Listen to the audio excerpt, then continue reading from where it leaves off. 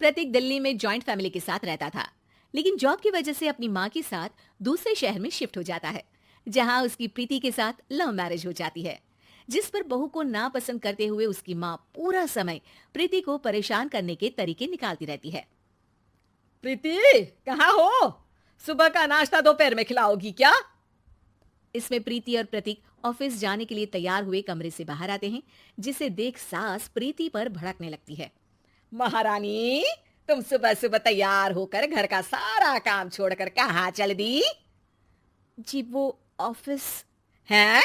तुम ऑफिस से जाओगी तो घर में जो सफाई, नाश्ता, खाने का काम है वो क्या मैं करूंगी? माँ, मैंने उससे वादा किया था कि वो जॉब कंटिन्यू कर सकती है। अरे वाह जी वाह, दोनों आपस में सलाह कर फैसले ले लिए। मैं क्या यहाँ बेवकूफ बैठी हूँ? मुझसे पूछना किसी ने जरूरी नहीं समझा? मम्मी, आप फिक्र ना करें, मैं आज ही रेजिग्नेशन दे दूंगी।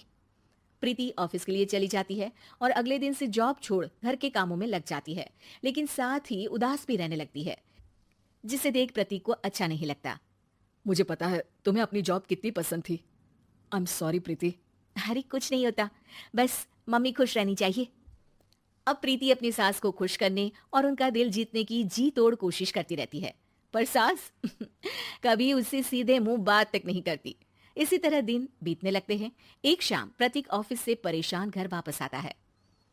माँ, चाची का फोन आया था, दादी की तबीयत बहुत खराब है, हमें दिल्ली जाना होगा। पति की बात सुन प्रीति तो पैकिंग शुरू भी कर देती है, पर माँ वहीं बूत बनी खड़ी रह जाती है। लगता है मम्मी अपनी सास से बहुत प्यार करती हैं, तभी उनके बीमार होने की खबर सुन शौक में आ गई।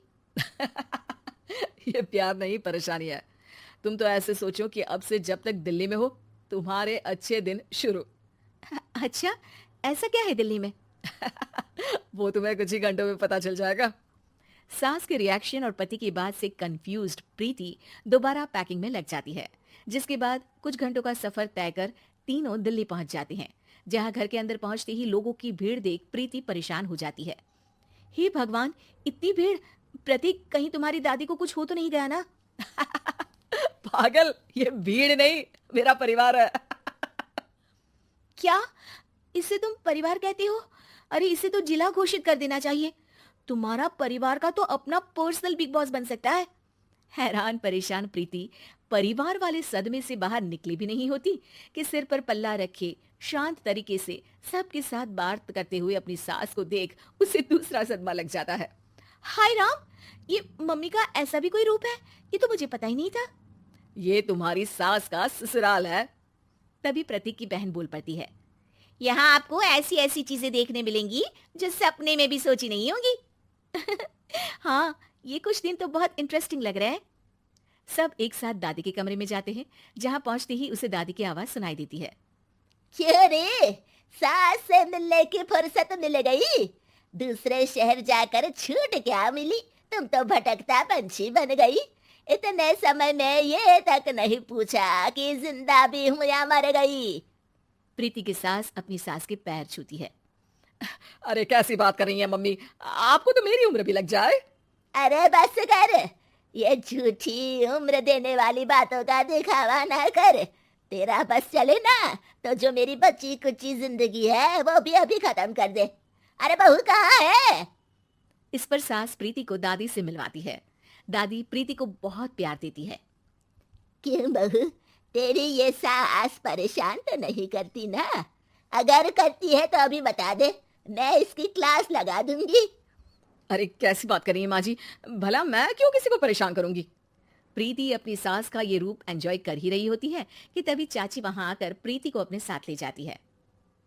सास की क्लास लगते देख जो खुशी मिल रही थी वो तुम्हारे चेहरे से साफ पता चल रही थी, इसीलिए ले आई।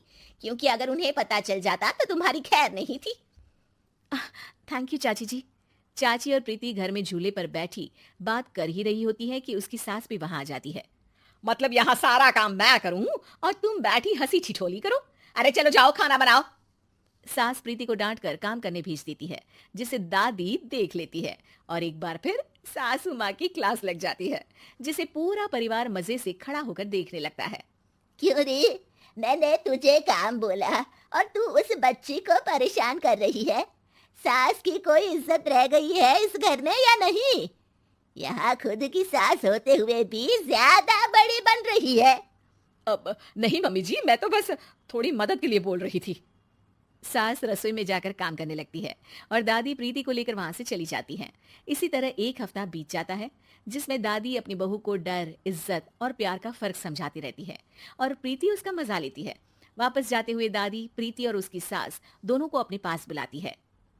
मेरी बहू जिद्दी और अड़ियल है, इसलिए उससे हमेशा सही काम करवाने के लिए मुझे सख्ती करनी पड़ती है। लेकिन तुम्हारी बहू अच्छी है, तेरी खुशी के लिए वो अपनी जॉब और सपने भी छोड़कर घर में बैठी है। अपनी बहू के साथ प्यार से रहो। और प्रीति, अगर अभी भी तुम्हारी सास परेशान करे ना, तो फिर तुम्हें पता चल ही गया है कि शिकायत कहाँ करनी है। जी, अपनी सास की ससुराल में उनकी सासू माँ के पास।